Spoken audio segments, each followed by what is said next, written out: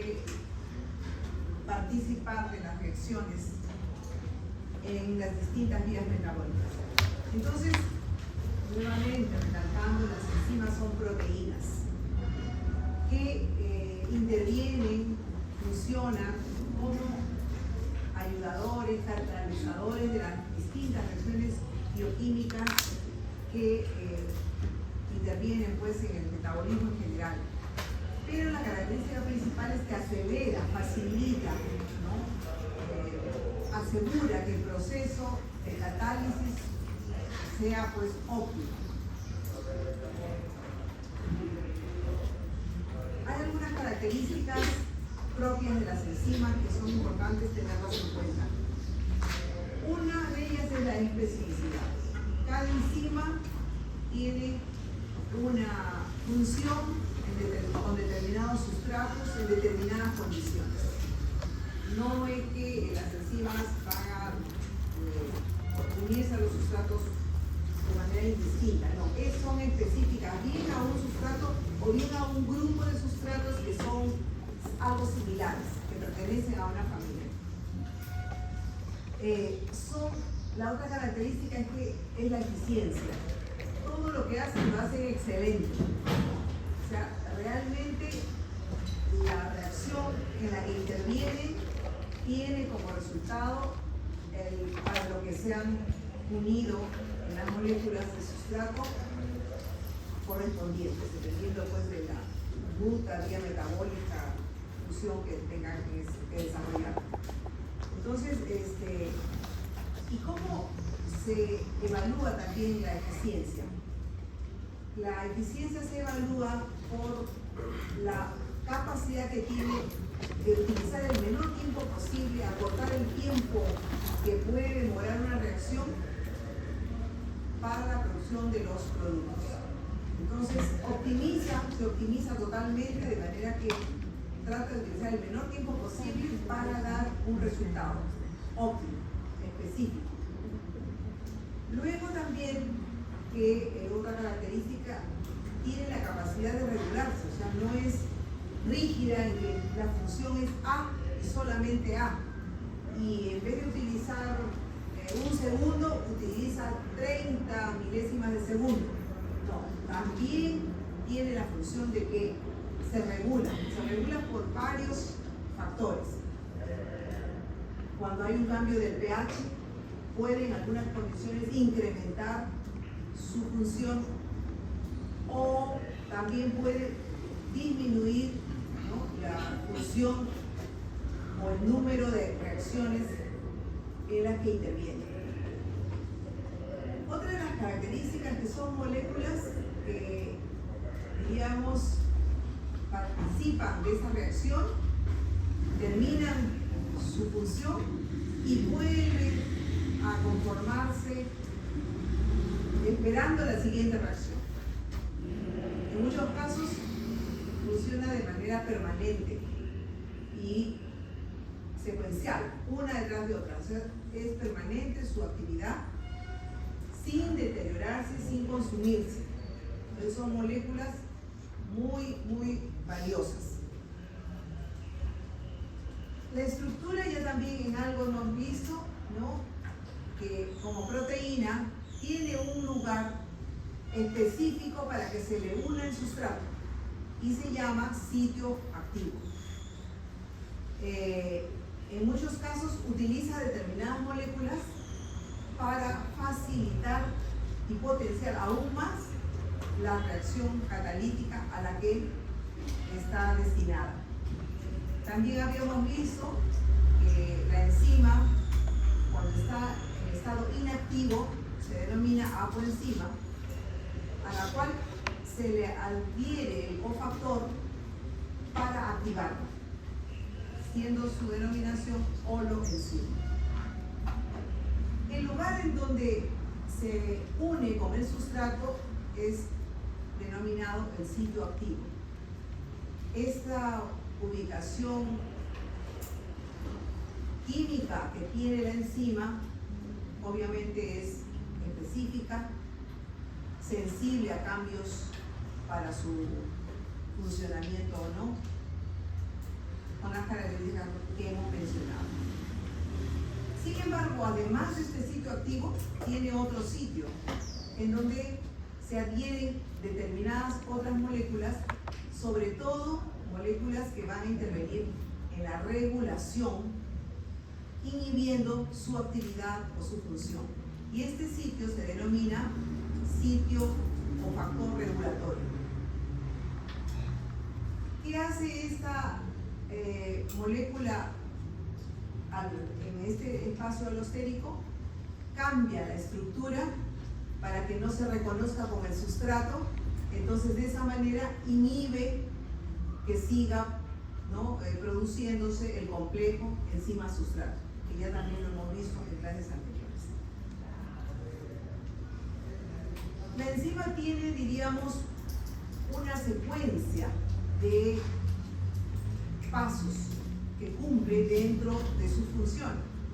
Es denominada, pues, la cinética. Entonces ya hemos visto que funciona dependiendo del sustrato que esté inmerso en esta ruta metabólica, poca enzima, mucho sustrato o viceversa. Luego la temperatura también interviene o es un factor importante para lo que ocurre en esas reacciones.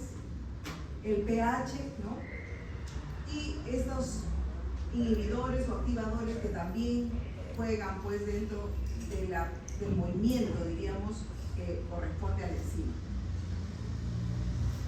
Toda esta secuencia de acciones tienen una velocidad de un tiempo, se producen en un tiempo. Y obviamente está, pues, este tiempo también de alguna manera regulado por los factores que hemos mencionado.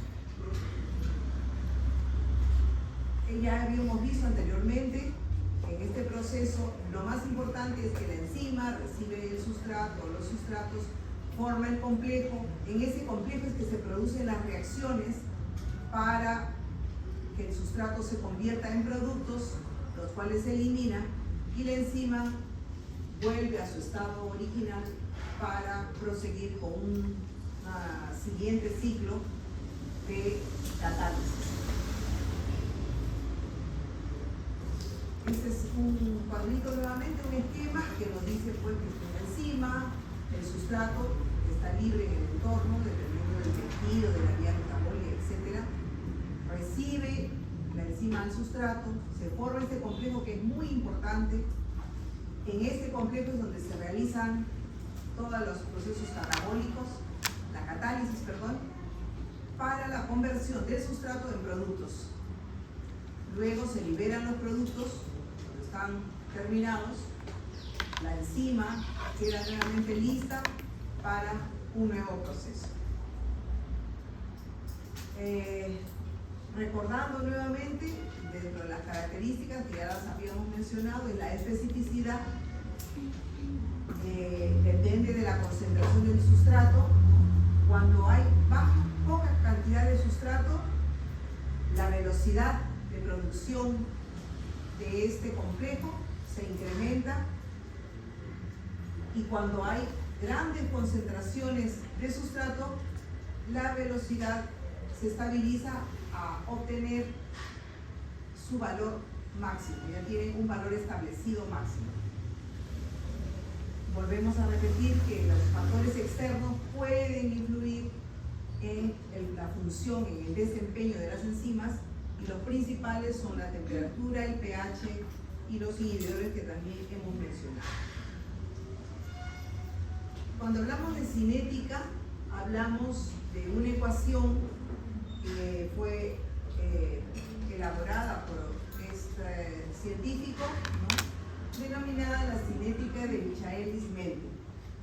Aquí describe de manera matemática, cuantitativa, cómo varía la velocidad de las reacciones enzimáticas dependiendo de cuánto de sustrato hay en el entorno, si hay mucho o hay poco sustrato. Prácticamente este modelo es sumamente importante para cuando se habla de cinética en la función de las enzimas. La fórmula corresponde que vamos a determinar la velocidad como se producen las reacciones en función a determinar la velocidad máxima cuando todos los sitios activos de la enzima están también unidos de manera máxima. O sea, todos los sitios están ocupados. Hay una equivalencia entre la enzima y la cantidad de sustrato. Cantidad de enzima y sustrato son equivalentes. Entonces ahí tenemos que la enzima actúa con una velocidad máxima, donde S es la concentración del sustrato que está interviniendo en esa reacción y que se encuentra obviamente disponible para que se acople a la enzima al objetivo de formar el complejo sustrato-enzima. Sobre la constante, la variable Km, que significa la afinidad que tiene la enzima por el sustrato, pero solamente al 50% de la velocidad máxima. Entonces acá tenemos una gráfica en que en el lado de las abscisas el sustrato y en el lado de las coordenadas la reacción, la velocidad de la reacción. Hay una línea que es establecida constante como la velocidad máxima. Sin embargo, esta constante de afinidad corresponde cuando la velocidad de la reacción es al 50%. Y se calcula una concentración de sustrato determinado que corresponde a esta velocidad para saber cuál es la velocidad en general de la reacción que se produce en este complejo y en esta función de la enzima. Es el mismo gráfico, un poquito más, digamos, resaltado los parámetros, y siempre se espera una curva de este tipo, que se llama una curva hiperbólica. Entonces tenemos acá la velocidad, es igual a la velocidad máxima por la concentración del sustrato, entre el factor, la constante, refiriéndose a la velocidad máxima, pero a la mitad, el 50% de la velocidad, que es en relación a la afinidad de la unión de la enzima con el sustrato, más la concentración del sustrato. Entonces, siempre esperamos que esta curva tenga esta forma, una curva hiperbólica. Sin embargo, obviamente puede ser un poco, dependiendo de la velocidad máxima, que está en función al tipo de enzima, al tipo de sustrato, al tipo de reacción, obviamente varía, ¿no? Puede ser más chata o más alta. Sin embargo, con la fórmula como que se estandariza para obtener la velocidad de estas reacciones. Aquí hay un ejemplo, ¿no? Un resumen o algunos casos de cómo la enzima con el determinado sustrato tiene pues esta constante determinada para cada reacción. Todas las reacciones no tienen la misma velocidad, no tienen el mismo constante tampoco de afinidad. Varía según las características de la enzima, según las características del sustrato, según el entorno que hubiese presente en el momento. Entonces hay muchos parámetros que los hace, sin embargo, específica y característica a ese complejo sustrato-enzima.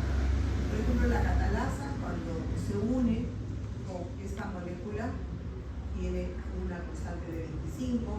La hexoquinasa, fíjense, dependiendo con qué sustrato interactúa, tiene esta constante de velocidad máxima distinta, ¿no? La anhidasa carbónica igual, con el carbonato, tiene una velocidad diferente. Y aquí están otras, como la quimotripsina, con otros sustratos. Miren, esta tiene una velocidad de 108, esta es la velocidad menor, con la benzoilosilamida, 2.5. La galactosidasa, en el caso del sustrato de la lactosa, tiene una velocidad de 4, y la treonina deshidratasa con el sustrato de treonina tiene también una velocidad distinta. Entonces, con eso también nos refleja lo que hemos escrito, que es específica y es característica con cada unión de sustrato que le corresponde a la enzima. Hay algunos parámetros que se consideran, que se utilizan para determinar la velocidad de las reacciones en varios aspectos. Ya hemos visto que la constante de Michelis habla de la constante de afinidad al 50% de la velocidad máxima. La velocidad máxima es, digamos, la estándar que se maneja en determinadas reacciones. Y también se conoce y se maneja el número de recambio, que se denomina la constante K sobre K. O sea, cuántas reacciones se producen en una unidad de tiempo. ¿No? De repente alguna enzima puede producir 50 reacciones en un segundo, otra enzima puede producir solamente 20, ¿no?, por segundo. Entonces, este número de recambio también es específico de la enzima, específico de la reacción de catálisis en la que está interviniendo. Para repasar nada más la constante de Michelis, que es la concentración del sustrato a la cual la velocidad de la reacción es el 50% de la velocidad máxima, y se ve representada por la afinidad que hay entre la enzima y el sustrato. Porque el complejo, la unión tiene que ser enzima-sustrato, diríamos, tenga las características para ello. En el caso de una constante alta, una constante de afinidad que alcanza una concentración, una reacción al 50%, se da cuando hay una baja afinidad. O sea que la velocidad tiene que incrementarse porque la afinidad del sustrato con la enzima es baja. Por lo tanto, si se adiciona sustrato en esa reacción, se puede optimizar el desempeño y se puede llegar pues a la constante de afinidad del 50%. Por el contrario, una constante de afinidad por debajo manifiesta que hay una alta afinidad, dado que la enzima es óptima en su desempeño aún en concentraciones bajas. Esta es nuevamente una gráfica en donde con mayor claridad estamos viendo considerar desde la velocidad máxima el 50%, sería como 25, ¿no? Y en donde la velocidad de la reacción cruza este 50%, ahí es donde se determina que es la capacidad de afinidad, ¿no?, enzima-sustrato para el desempeño de la reacción, considerando que en esta coordenada tenemos la concentración del sustrato. La concentración del sustrato varía dependiendo de la enzima, dependiendo de la característica individual, para que pueda llegar al 50%. En este caso, un ejemplo es el 50, consideremos 50, es la velocidad máxima. Entonces, dependiendo de la enzima, ese 50% no todos llegan en una concentración similar. Acá diríamos 30, 40 de concentración de sustrato. En algunos casos, para llegar a esta velocidad media, puede que la curva esté más aplanada, de manera que necesite más concentración para alcanzar esta media de la velocidad. En el caso de, como ejemplo, la exocinasa, que es una enzima en las células cerebrales, esta tiene la característica en el sistema nervioso central, tiene una constante de afinidad baja. Es así porque las células del sistema nervioso central intestinal son muy sensibles a la falta de oxígeno, a la falta de glucosa. Entonces, tiene que tener una constante de afinidad bajo para que sea muy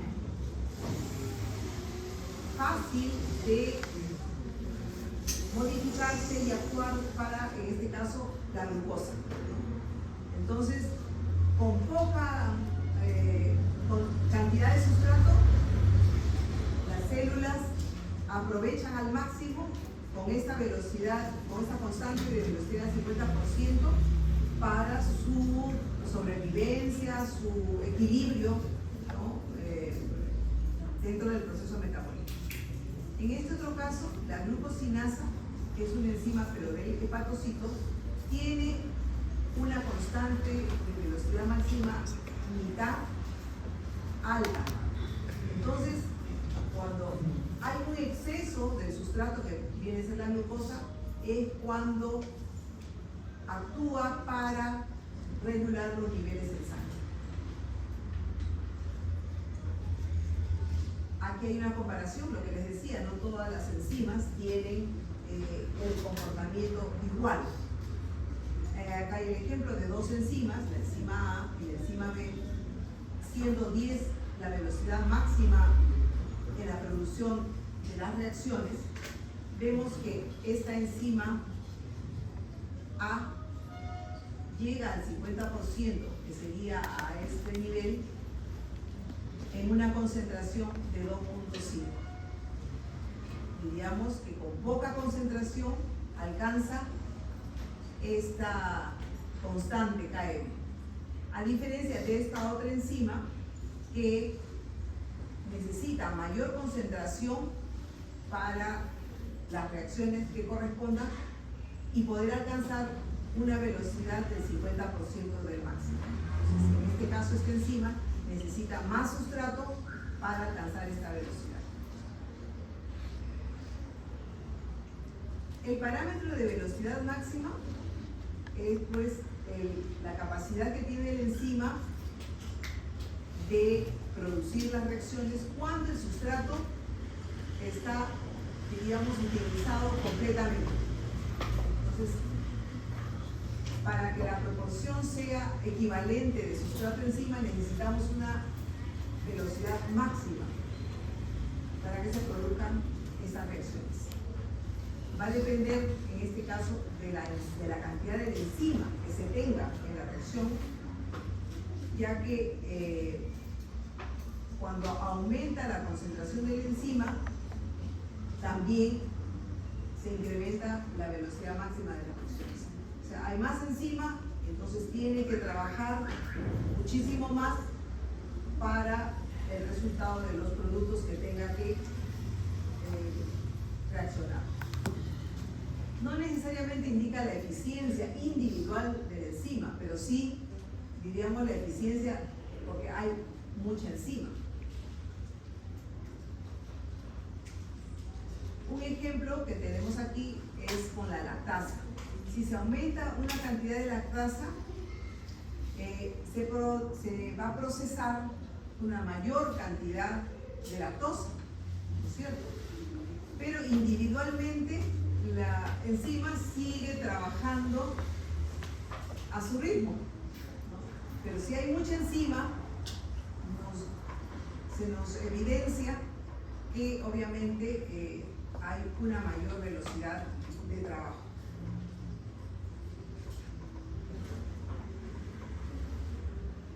El otro parámetro, que es el KCAT, que dijimos, se refiere pues al número de reacciones y por lo tanto el recambio que hacen las enzimas en los procesos. ¿Cuántas moléculas de sustrato en una enzima se convierten en producto por segundo, dado en el tiempo? Pero cuando está completamente saturada, o sea, el complejo o la concentración de enzima y de sustrato es casi equivalente.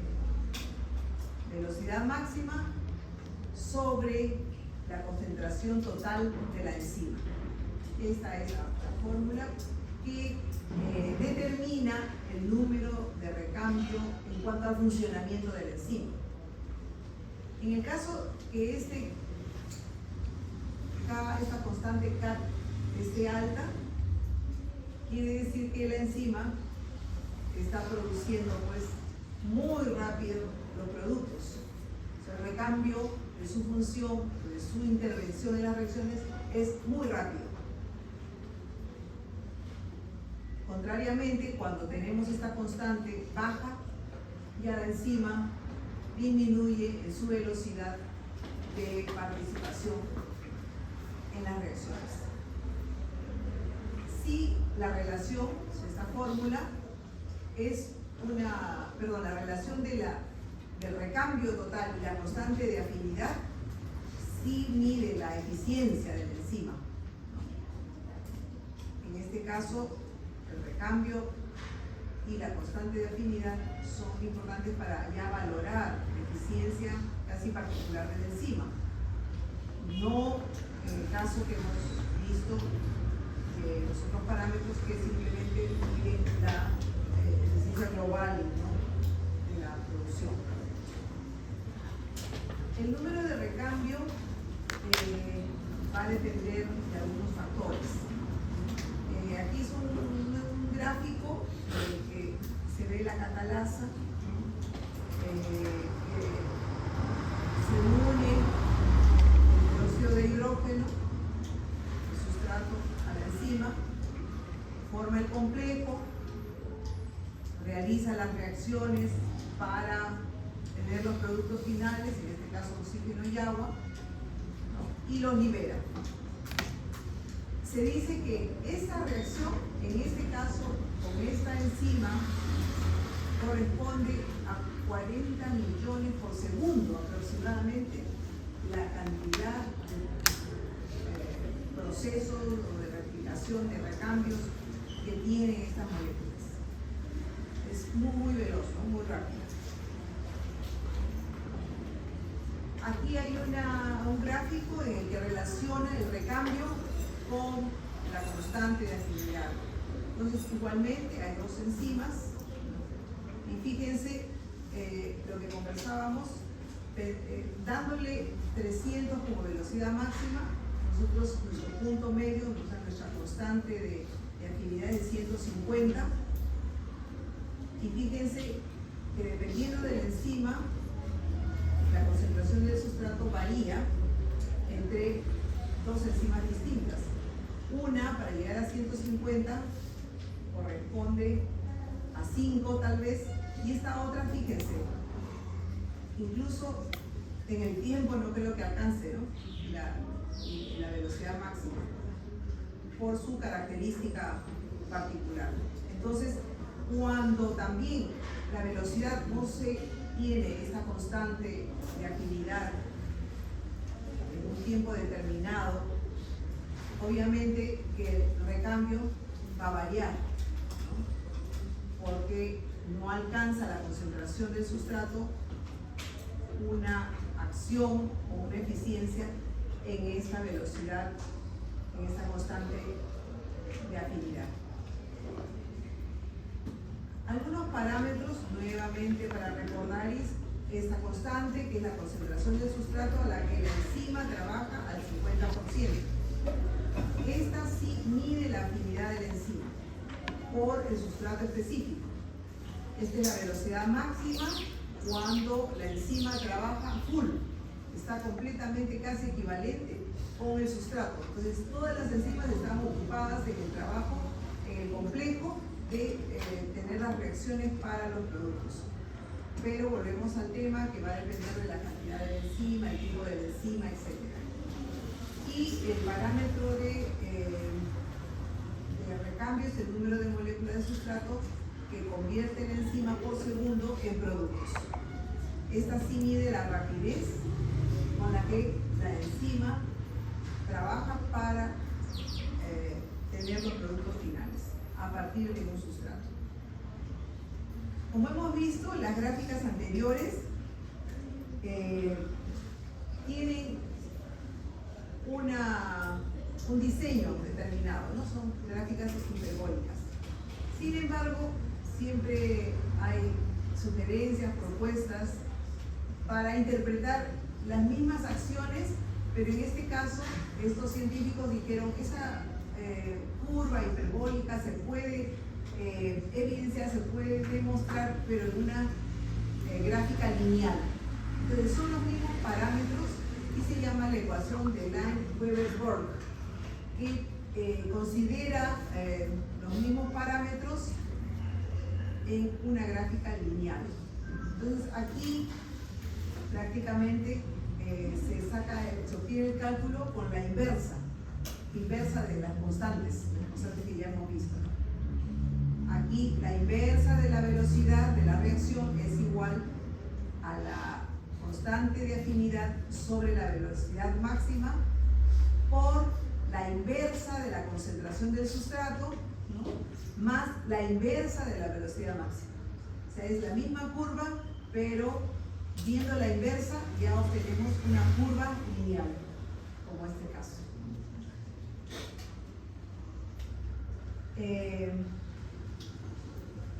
La pendiente es distinta, pues, entre la constante de afinidad y la velocidad máxima. En la ordenada, el origen es la inversa, ¿no? Como visto, aquí la coordenada, y se ve como es la inversa, ya se ve hacia el lado negativo. El punto de corte con el eje de las abscisas, como es inversa, aquí tenemos, ¿no?, el punto de corte ya no es en el cero con la otra curva, sino ya es en el menos, porque es la inversa de la constante, y se usa para determinar parámetros enzimáticos y análisis de las inhibiciones enzimáticas. Esta ecuación y esta gráfica sobre todo más la manejan para investigación. Entonces, como vemos acá, es una gráfica lineal, es una recta, es una pendiente entre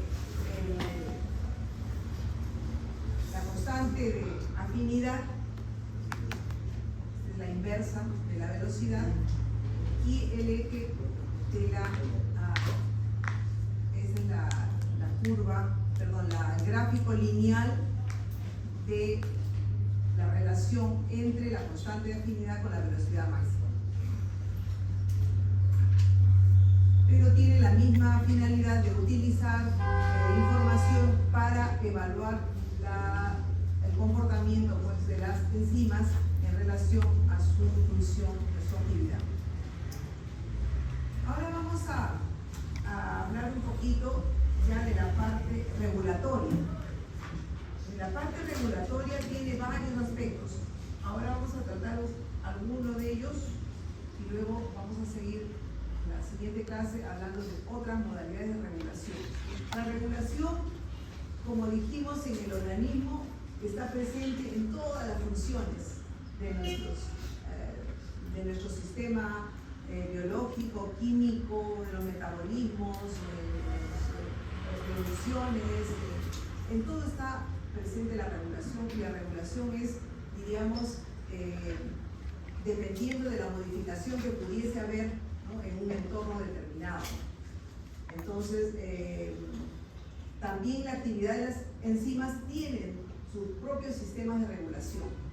Entonces, vamos a ver la variedad de la regulación en este aspecto de inhibición, o sea, cuando las enzimas son indicadas o tienen un estímulo para inhibir su actividad dentro de lo que significa, pues, su presencia en las reacciones catalíticas, ¿no? Estas moléculas, que se llaman inhibidoras, de alguna manera bloquean, pues, la actividad de la enzima. Entonces, ya el proceso de formación del complejo o producción de los productos para reunirse también, pues, se modifica, ¿no? Pueden ser de dos tipos: reversibles, o sea, cuando se inhibe por un tiempo determinado, en alguna circunstancia determinada, y luego se libera esa inhibición y se recupera su función, o hay algunos casos en que ya esa inhibición es irreversible, o sea, se inhibe de manera permanente.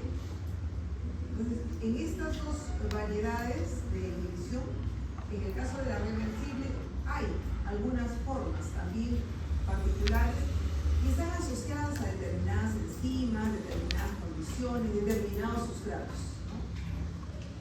Eso hace que se varíe el tipo de inhibición. La inhibición reversible competitiva. El inhibidor compite con el sustrato para unirse al enzima. Generalmente es temporal, claro, por eso le hemos dicho que es reversible, porque es por un periodo determinado, luego esta inhibición, digamos, cesa, termina y retoma la función correspondiente. Generalmente esta reversión de la inhibición se realiza cuando se incrementa la concentración del sustrato. Entonces, si en el entorno comienza a haber más sustrato, entonces ya la enzima dice, tengo que trabajar, ¿no? Ya casi un poco, ya dijeron que alto al trabajo, tengo que retomar porque hay mucho sustrato, entonces cesa o se interrumpe la inhibición. Ya hemos mencionado, ¿no?, que esta inhibición tiene que ver, pues, en los pasos y en la cadena de acciones o funciones que tiene la enzima. Generalmente esta inhibición incrementa la constante de afinidad, por lo tanto se necesita más sustrato para poder alcanzar la velocidad máxima media, pero la velocidad máxima no cambia, esa no varía, esa ya, digamos, queda estándar.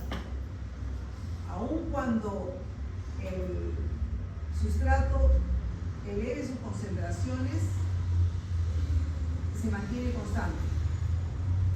Tendrían que ser ya situaciones extremas que sobrepasen, ¿no?, a las concentraciones o a la acción de las moléculas inhibidoras para que se modifique, pero de manera general la velocidad máxima es permanente y constante.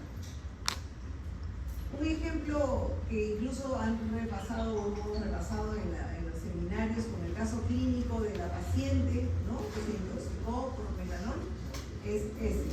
El metanol compite con el etanol en la enzima del alcohol deshidrogenasa, de manera que las reacciones o la función de la enzima no se produce de manera, pues, adecuada. Este es un grafiquito que, fíjense cómo funciona la inhibición competitiva. Vale decir que el sitio activo es este de acá y está compitiendo el inhibidor con el sustrato.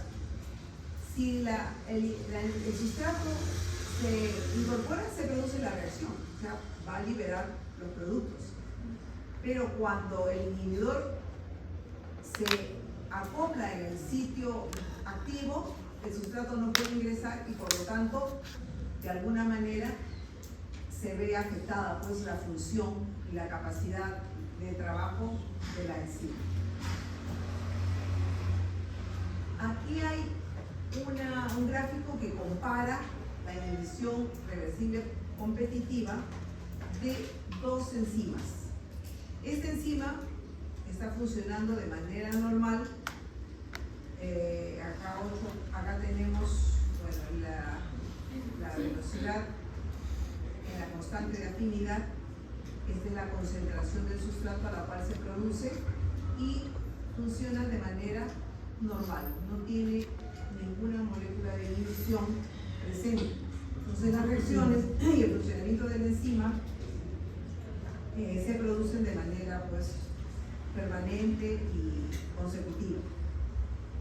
¿Y qué ocurre en el caso de esta enzima que sí tiene un inhibidor? Obviamente la concentración del sustrato para que alcance, ¿no?, la velocidad media en la constante de afinidad es mayor. La concentración del sustrato tiene que ser mayor para que se pueda alcanzar el valor de la constante de afinidad. Entonces, y la diferencia está en la constante sin inhibidor, se alcanza pues a una concentración menor del sustrato, a diferencia de esta otra que tiene un inhibidor, tiene la necesidad de tener una concentración de sustrato mayor. Ahora, la otra variedad es un tipo de inhibición también reversible, o sea que es temporal, pero no competitiva, ocurre cuando el inhibidor se une a la enzima, pero dijimos que había otro espacio, ¿no?, para distinto al espacio que sirve para que se una con el sustrato. Entonces, en este caso, tenemos acá esta gráfica, miren, ese es el sustrato, está en la enzima, y este inhibidor no competitivo, o sea, no compite con el sustrato en el mismo sitio activo, sino que está ubicado en otro polo, en otra parte de la enzima, y lo que hace es modificar la estructura de la enzima para que el acoplamiento del sustrato no pueda darse. En este caso, la velocidad máxima disminuye, porque la enzima está inactivada, o sea, no puede alcanzar pues, ningún proceso de reacción y por lo tanto no puede tampoco tener alguna velocidad, porque no está produciendo ninguna unión, ningún complejo. Y de igual manera, ¿no?, la constante de afinidad tampoco cambia, no se modifica. O sea, la enzima, al estar inhibida, no va a tener ninguna función prácticamente, no tiene actividad. Un ejemplo de este tipo de inhibición corresponde a la intervención de los iones metales pesados. Por ejemplo, el plomo. El plomo y el mercurio pueden unirse a las enzimas y por lo tanto inmovilizan prácticamente la actividad de la enzima. Por eso se llaman inhibidores. La enzima ya no puede formar los complejos, no puede facilitar las reacciones y como producto final no emite, no da ningún producto. Este es el mismo gráfico, pero con este tipo de inhibición. El inhibidor se aloja en otra porción de la enzima y modifica el área en donde tendría que entrar el sustrato. Al modificarse, el sustrato no puede ingresar. Entonces, se detiene, diríamos, la función de la enzima. El inhibidor modifica el sitio activo y detiene la actividad de la enzima en el proceso que corresponde. Este también es otro ejemplo de este tipo de inhibición con dos casos o dos situaciones. Considerando que la velocidad máxima sea de 10, la velocidad media es la mitad 5 y tenemos que ver para la constante de afinidad, dependiendo de la concentración del sustrato, en qué momento se alcanza la reacción al 50%. Entonces, en este caso, esta es una enzima que está trabajando de manera, digamos, normal, sin ninguna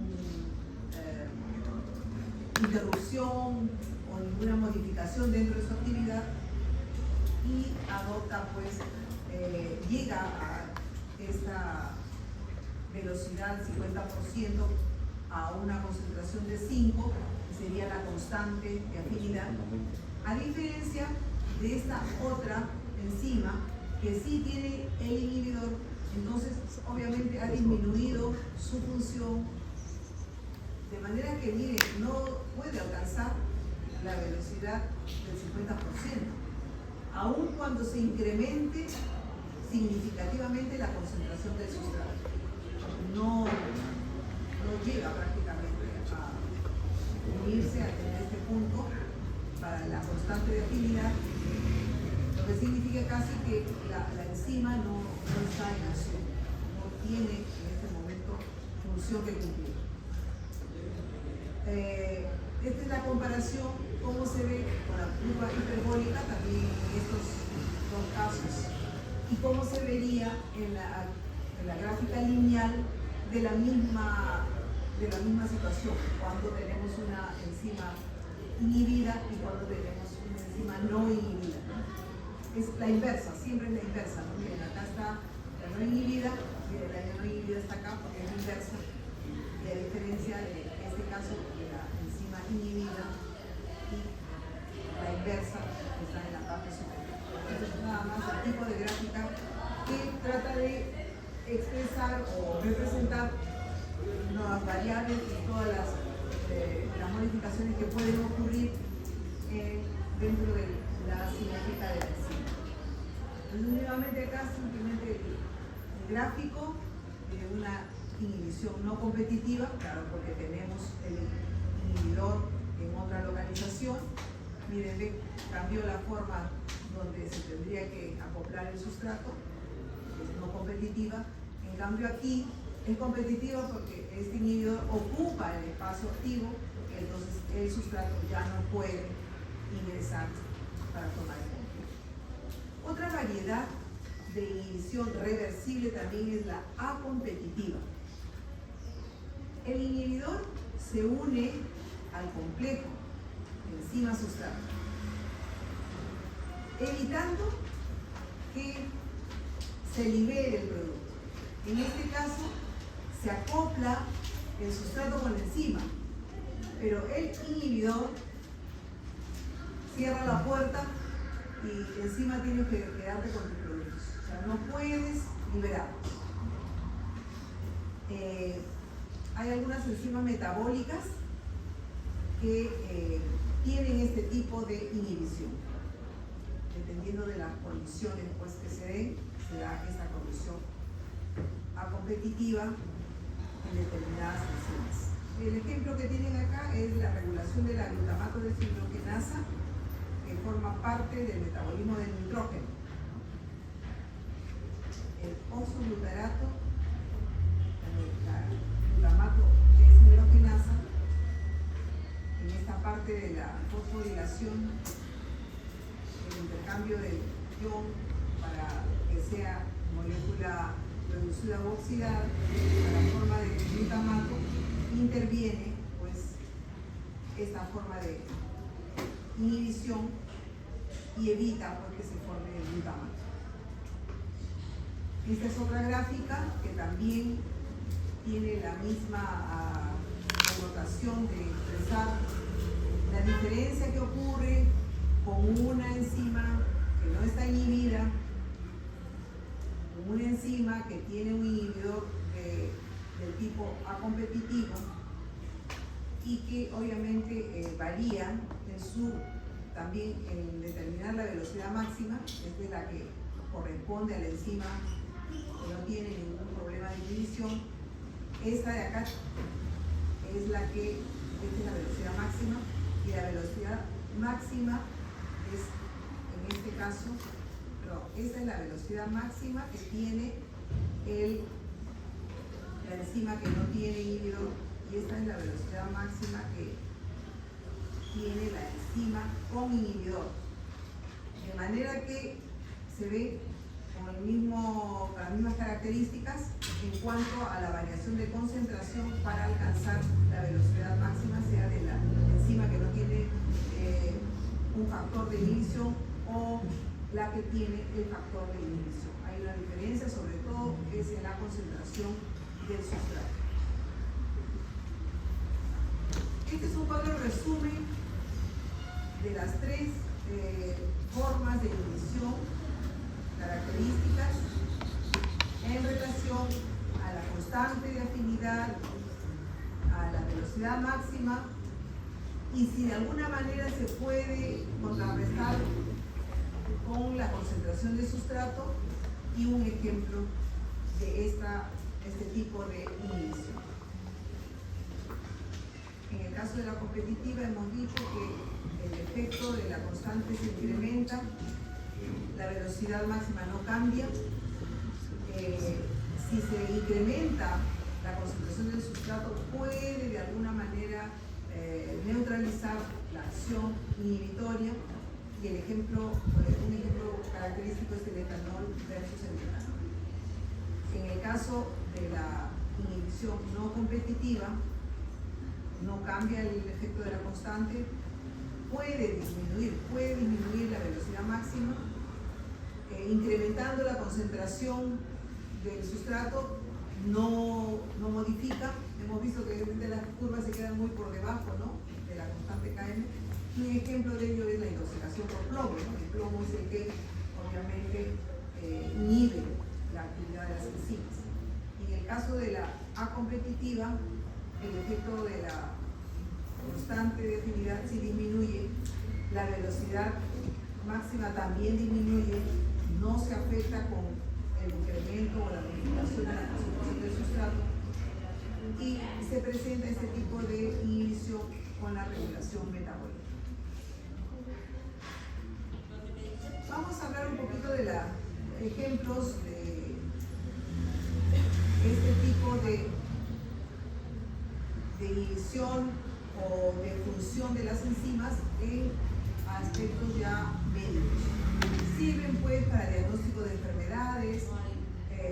Los fármacos se han estudiado mucho, por ejemplo, para inhibir determinado mecanismo o determinada enzima en su función, o reemplazo también de estas enzimas en algunas enfermedades que tenemos la falta de estas enzimas, las enfermedades genéticas en las que intervienen también las enzimas, y también se utiliza incluso en la monitorización de tratamientos para definir y determinar las dosis y los intervalos específicos con los que tienen que darse las terapias. Entonces, diagnóstico de enfermedades, claro, usamos los mismos ejemplos porque son los más conocidos. Entonces, tenemos que ciertas enzimas, ¿no?, se determinan en sangre, ya hemos mencionado eso en clases anteriores, que cuando se elevan a los rangos de normalidad, ya nos indican alteraciones a nivel de sus órganos. Nuevamente tenemos acá el ejemplo de la troponina y la creatina quinasa, por ejemplo, que son indicadores de infarto del miocardio. Las transaminasas que nos evalúan la calidad, sobre todo de las células hepáticas, de los hepatocitos. Entonces, cuando hay una lesión en las células hepáticas, en que se presenta una elevación de estas enzimas transaminasas, por ejemplo, la hepatitis es una enfermedad infecciosa que ataca, ¿no?, los hepatocitos, muchas veces los destruye, y las enzimas transaminasas se elevan en sangre. O en el caso de cirrosis, en donde también los hepatocitos han perdido su estructura y tienen obviamente ya daño del tejido, también encontramos las transaminasas elevadas. La fosfatasa alcalina también es otra enzima que nos puede dar información respecto a enfermedades óseas o hepáticas. La fosfatasa alcalina, y como muchas enzimas, tienen subclases, subtipos, de manera que cada subtipo está asociada a determinado órgano o sistema. Entonces, la fosfatasa alcalina tiene dos variedades: una que nos refleja más cómo está pues, el sistema óseo, y hay otra variedad que está asociada al funcionamiento en el hígado. Entonces, dependiendo de ese subtipo, esa subvariedad, nosotros podemos asociar el daño o la alteración ósea o hepática. En el caso de la amilasa y la lipasa, también son enzimas que están relacionadas, ¿no?, al tejido pancreático. Entonces, en el caso de una pancreatitis, nosotros vamos a encontrar en sangre, cuando solicitemos una determinación de amilasa y lipasa, le vamos a encontrar elevadas. Eso nos indica un deterioro del tejido pancreático. Nuevamente el gráfico que habíamos visto, ¿no? Que la mioglobina también es un marcador de infarto, el CKMB, la troponina, ¿no? Son marcadores que se usan mucho en la emergencia cuando hay sospecha clínica, pues, de un infarto. Las células de corazón obviamente se ven, digamos, afectadas por la hipoxia, que puede producir un trombo en una arteria coronaria o ya un taponamiento por un problema de larga data, como puede ser una enfermedad en que la persona ha tenido altos los niveles de lípidos y se ha ido formando, ¿no? Lo que llamamos una placa terogatosa en las arterias. Obviamente no solamente en las arterias del corazón, la arteriosclerosis nos invade y nos daña todas las arterias. Sin embargo, en el corazón las arterias son muy delgaditas y es uno de los órganos que nos puede, ¿no? Dar, pues, sintomatología y nos puede y se puede ver afectado, porque al obstruirse la arteria, el tejido pierde la oxigenación y obviamente hay generales de muerte celular, dependiendo del número de horas que queda ese tejido en hipoxia, y se elevan, pues, al tener ese daño en las células del miocardio, obviamente se elevan todas estas enzimas, porque las enzimas que están dentro de las células salen, ¿no? Extracelular y nos dan los diagnósticos, ¿no? También el estudio de las enzimas nos puede habilitar, nos puede facilitar opciones de tratamiento, sobre todo tratamientos sustitutivos. O sea que hay una serie de patologías que la causa del problema de la enfermedad es la deficiencia de las enzimas. Entonces ya existen una serie de medicamentos que de alguna manera suplen, ¿no? La enzima para que pueda estar inmersa, pues, de todos los procesos que correspondan, ¿no? Estas enfermedades están asociadas generalmente a enfermedades genéticas y enfermedades congénitas. Entonces, dependiendo del caso, se administra este fármaco, que es el reemplazo de la deficiencia de esa enzima específica. La enfermedad de Gaucher tiene la falta de la enzima glucocerebrosidasa, causa la acumulación de lípidos, porque esta enzima interviene en el metabolismo de los lípidos, y ya existen medicamentos que van a suplir la función y la actividad de la enzima en deficiencia. Igualmente, la fenilcetonuria es una enfermedad que se da también por una alteración genética, la mutación para la producción de esta enzima, y existen, pues, fármacos que reemplazan esta enzima para equilibrar su función y su intervención en todos los mecanismos que se han ido mencionando. La fibrosis quística, que es otra enfermedad que afecta a las enzimas pancreáticas, entre otros órganos y sistemas que también se ven afectados, ¿no? Sin embargo, en la parte, digamos, digestiva, de la falta de las enzimas pancreáticas, esta puede ser de alguna manera sustituida por moléculas farmacológicas que cumplen la función de las enzimas. Acá hay un diagrama. ¿Qué ocurre, ¿no? En la enfermedad de Gaucher? Digamos, esas son las células, digamos, del lado celular que tienen las concentraciones que corresponden de las moléculas o de las enzimas, a diferencia de este lado, que por problemas, pues, ya hemos dicho, genéticos, ¿no? Incrementan, pues, una serie de moléculas que impiden y que alteran, ¿no?, todo el funcionamiento enzimático en este caso. Artificialmente, farmacológicamente, la enzima para esta enfermedad se llama iniglucerasa, que va a sustituir, ¿no?, esta enzima que se encuentra bien disminuida o se encuentra alterada en su estructura química, de manera que no hay, pues, la posibilidad de funcionamiento adecuado, sobre todo en el aspecto del metabolismo de los lípidos. También esas enzimas, la actividad enzimática generalmente está relacionada, hemos visto, ¿no?, en varios momentos, varias enzimas que intervienen para la multiplicación celular, para el traslado de células a distancia, que son propias características del cáncer, ¿no? El cáncer se caracteriza porque los efectos que existen les dejan libertad a las células para que se multipliquen de manera desordenada, ¿no?, y se multipliquen inmensamente.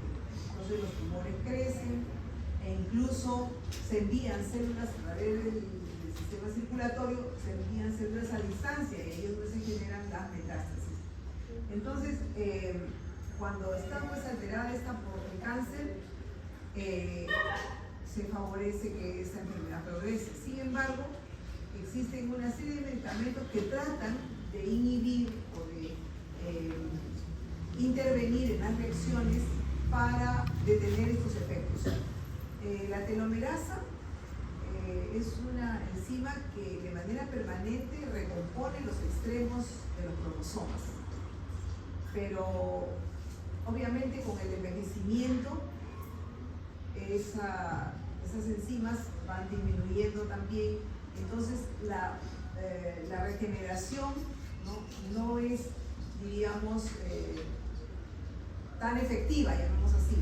Sin embargo, en el cáncer está sobredimensionada la actividad de estas enzimas que están, digamos, rejuveneciendo de manera permanente los cromosomas y eso condiciona la multiplicación celular.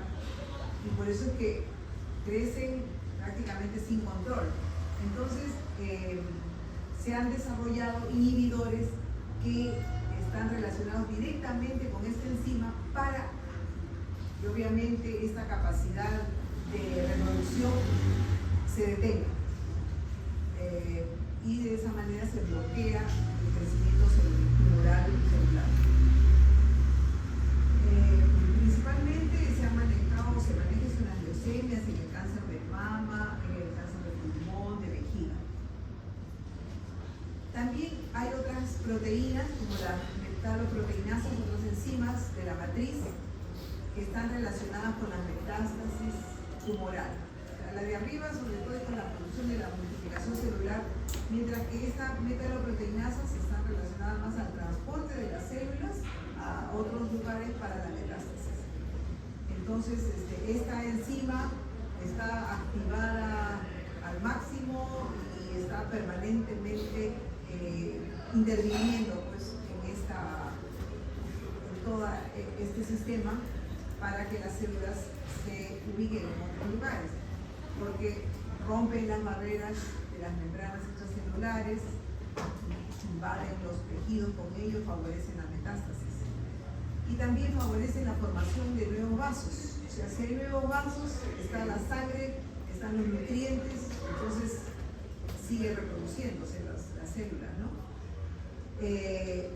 Por ello, se desarrollan, pues, estas moléculas, diríamos, moléculas artificiales, farmacológicas, que tratan de intervenir en la inhibición de esta capacidad de las enzimas sobreexpresadas, ¿no?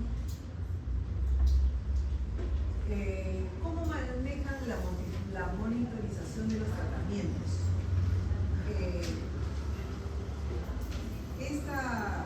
El estudio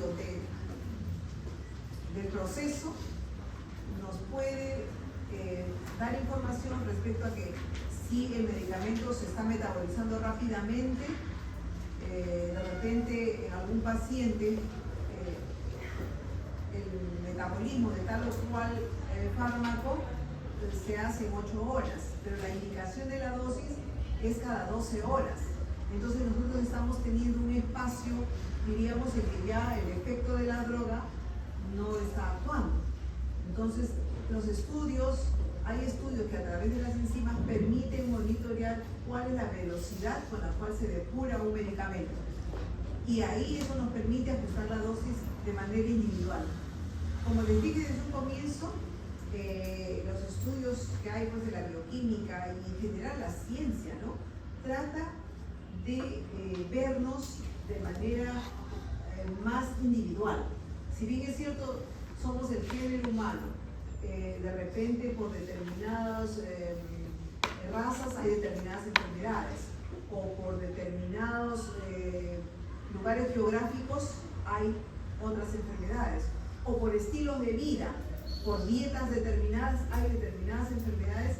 En esos grupos también hay individualidades. O sea, no es que todos los individuos de esa raza o todos los individuos de ese entorno, diríamos, de vida, tienen las mismas características para la enfermedad. Ya se está estudiando de que cada quien puede tener algunas variaciones. Entonces la ciencia y la mirada de la investigación, sobre todo farmacológica, es buscar primero diagnóstico y estudio de los individuos para diferenciar las necesidades que requiriesen de la terapia. Entonces luego estructurar terapias que se puedan manejar en tal o cual individuo con las características estudiadas y obtenidas, que no es la misma. Entonces cada vez se quiere llegar al punto preciso del problema de salud de una persona para el tratamiento también específico a ese daño, deterioro, etc. Entonces es bien interesante esta parte, ¿no? Porque a través del estudio de las enzimas podemos entonces administrar la dosis. Si bien es cierto, en un medicamento X se dice, se tiene, ¿no?, las indicaciones, este medicamento usted va a tomar una pastilla que es de 250 miligramos cada 12 horas. Sin embargo, volvemos a mencionar de que cada individuo no tiene el mismo metabolismo, ¿no?, ni la misma asimilación. Entonces, con el estudio de estas enzimas se ha visto de que determinamos al final de que el paciente A sí necesita los 250 cada 12 horas, pero el paciente B necesita 300 miligramos y cada 8 horas. Entonces, esa información que obviamente es parte del proceso que se está reafirmando, que en algún momento me imagino que de repente alcanzaremos, permite personalizar o individualizar con mayor precisión la terapia X que tenga que recibir una persona. Se han hecho muchos estudios, o ya está, diríamos, más avanzado toda esta área de los anticoagulantes. Los anticoagulantes lo utilizan muchas personas, ¿no? Las personas que han sufrido de infarto, personas que tienen pues, problemas cardíacos en general, que han sufrido cirugías cardíacas, toman ya anticoagulantes de por vida, tienen que tomar anticoagulantes de por vida. Entonces, por ejemplo, aquí, con la warfarina, que es anticoagulante, se ve que la enzima hepática CYP12C9, algunas personas tienen alguna variante genética y entonces metabolizan la warfarina más lenta. Entonces tiene acción en el organismo una dosis por más tiempo. U otras es más rápido.